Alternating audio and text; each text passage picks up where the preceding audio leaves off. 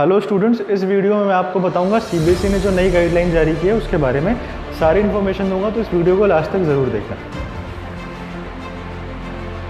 CBSE ने क्या करा है इस बार की, वो जो एग्ज़ाम लेगा ना उसको उसने दो हिस्सों में डिवाइड कर दिया है, टर्म 1 और टर्म 2 में। टर्म 1 का जो एग्ज़ाम होगा वो नवंबर दिसंबर के आसपास होगा और जो टर्म 2 का एग्ज़ाम होगा वो मार्च के आसपास होगा। ठीक है, मार्च या अप्रैल में। जो टर्म 1 है उसका जो शेड्यूल है वो फ्लेक्सिबल है, मतलब ये स्कूल पर डिपेंड करता है। तुम्हारे गवर्नमेंट 4 to 8 वीक्स का टाइम देगी जिसके अंदर सारे स्कूलों को टर्म 1 का एग्जामिनेशन कंडक्ट करवाना पड़ेगा।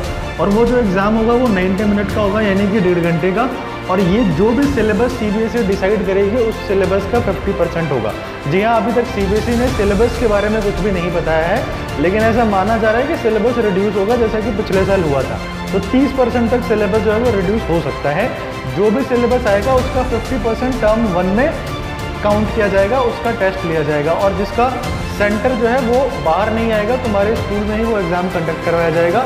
ये जो पूरा एग्ज़ाम है इसमें असर्शन रीजनिंग बेस्ड जो क्वेश्चन होते हैं वो आएंगे और मल्टीपल चॉइस क्वेश्चन आएंगे, यानी सब्जेक्टिव पेपर नहीं होने वाला है। टर्म 1 का जो पेपर है वो सब्जेक्टिव नहीं होगा, एमसीक्यू टाइप वाले क्वेश्चन का होगा और तुम्हारे सिलेबस का 50% सिलेबस इसमें इवेल्युएट किया जाएगा। 90 मिनट का टेस्ट होगा और तुम्हारे स्कूल में ही होगा। ठीक है, जो टर्म 2 है वो हमारा मार्च या अप्रैल में होगा और ये सेंटर्स पे होगा जो कि हमारा बोर्ड डिसाइड करेगा। जैसा हर साल होता है ना कि सीबीएसई एक सेंटर डिसाइड करती है जहाँ पे तुम्हें जाकर के एग्ज़ाम देना होता है, तो वैसे ही टर्म 2 तुम्हें देना पड़ेगा। और ये जो एग्ज़ाम है ये 2 घंटे का होगा और हमारे सिलेबस का जो 50% बच गया था टर्म 1 में वो टर्म 2 में तुमसे पूछा जाएगा। ये जो पेपर है ये पूरी तरीके से सब्जेक्टिव होगा। अगर ये पेपर कोविड के कारण नहीं हो पाया है ना, अगर सिचुएशन अच्छी ना रही और सब्जेक्टिव पेपर नहीं हो पाया तो ये भी एक 90 मिनट का पेपर लिया जाएगा और यहाँ पर भी एमसीक्यू ही पूछे जाएंगे। तुम पर्पस समझो सीबीएसई ऐसा क्यों कर रही है। सीबीएसई नहीं चाहती कि इस बार भी बच्चों को प्रमोट कर दिया जाए बिना एग्ज़ाम दिए ही, तो वो बिल्कुल भी रिस्क नहीं लेना चाहती। इसीलिए उसने इस तरीके का मॉड्यूल तैयार किया है कि बच्चों को एग्ज़ाम देना ही पड़ेगा। किसी भी हालत में उनके एग्ज़ाम पोस्टपोन नहीं होने वाले हैं, उनको एग्ज़ाम देना ही पड़ेगा, बच्चों को प्रमोट नहीं किया जाएगा। तो इसलिए बीच का एक रास्ता निकाला है सीबीएसई ने। अगर दोनों एग्जाम्स हो जाते हैं, मतलब कोविड के इतने केसेस नहीं आ रहे, टर्म 1 भी हो जाता है और टर्म 2 भी हो जाता है, तो दोनों के जो मार्क्स है वो बराबर ही इवेल्युएट किए जाएंगे। जितना तुम टर्म में स्कोर करोगे और जितना तुम टर्म 2 में स्कोर करोगे उनके मार्क्स बराबर लिए जाएंगे। ठीक है, और थोड़े बहुत तुम्हारे इंटरनल असेसमेंट के मार्क्स होंगे। अगर टर्म 1 होता है लेकिन टर्म 2 नहीं हो पाता है कोविड के कारण, है ना, टर्म 2 का जो सब्जेक्टिव पेपर था वो ना होकर के तुमसे 90 मिनट का ऑब्जेक्टिव पेपर लिया जाएगा, तो उस केस में जो टर्म 1 की वैल्यू है ना वो बढ़ जाएगी। यानी जो भी तुम्हारा फाइनल स्कोर होगा उसमें टर्म 1 की वेटेज ज़्यादा होगी, टर्म 2 की कम होगी। अगर टर्म 1 हो जाता है बिना कोविड के, अगर टर्म 1 के टाइम पे कोविड आ गया और टर्म 2 के टाइम पे कोविड नहीं है, टर्म 2 का एग्जाम हो गया, तो टर्म 2 का जो वेटेज है वो बढ़ा दिया जाएगा तुम्हारे फाइनल स्कोर में और टर्म 1 का वेटेज जो है वो कम कर दिया जाएगा। ठीक है, अगर दोनों ही एग्जाम नहीं हो पाते हैं, ठीक है, अगर कोविड मान लो अपने 7वें आसमान पे है, बहुत सारा कोविड फैल रहा है, अगर दोनों ही एग्जाम नहीं हो पाए तो उस केस में तुम्हारे इंटरनल असेसमेंट का बहुत बड़ा रोल आ जाएगा। टर्म 1 और टर्म 2 का तो रहेगा ही रहेगा, ये दोनों ऑब्जेक्टिव होंगे ही होंगे, लेकिन इंटरनल असेसमेंट का भी बहुत सारा रोल जो है वो आ जाएगा। इंटरनल असेसमेंट में क्या क्या आएगा, तुम्हारे पीटीज आएंगे, 3 पीटी होंगे तुम्हारे साल में।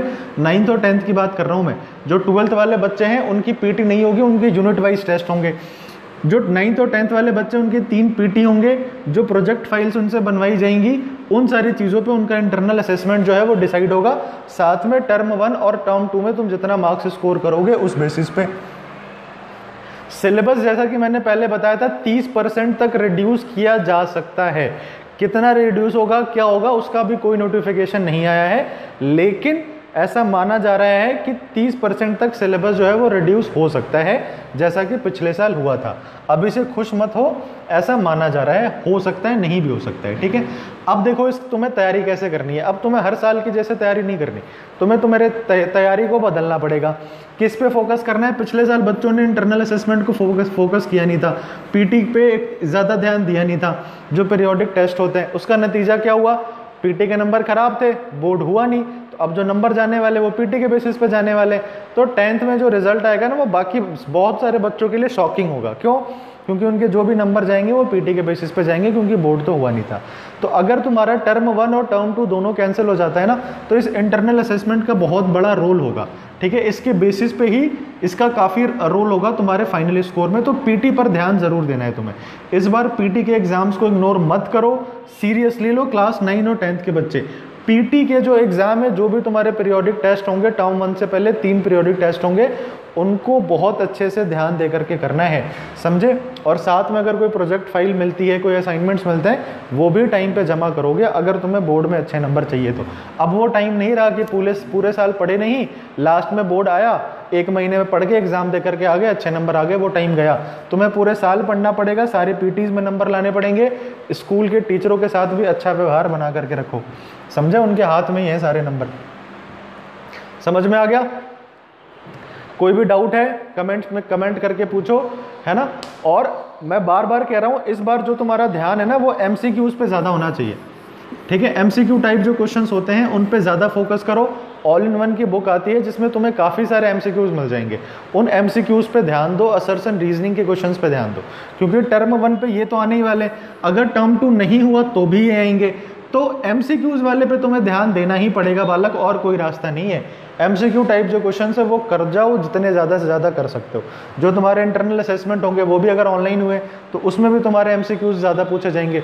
तो एमसीक्यू टाइप जो क्वेश्चंस है वो करो, ऑल इन वन की बुक आती है वहाँ से कर सकते हो। ठीक है, एग्जाम्पलर में जितने एनसीईआरटी की जो एग्जाम्पलर आती है उस एग्जाम्पलर में जितने एमसीक्यूज है सारे रट जाओ। ठीक है, क्योंकि एमसीक्यू का रोल बहुत ज़्यादा बढ़ गया है जब से ये कोविड आया, जब से ऑनलाइन एग्जाम्स हो रहे हैं। ठीक है, तो तुम्हें भी खुद को चेंज करना पड़ेगा। अब वो जो लंबे लंबे आंसर याद करते थे, लिखते थे, वो कम कर दो और एमसीक्यूज करने पे फोकस करो। असर्शन रीजनिंग वाले क्वेश्चंस करने पे फोकस करो।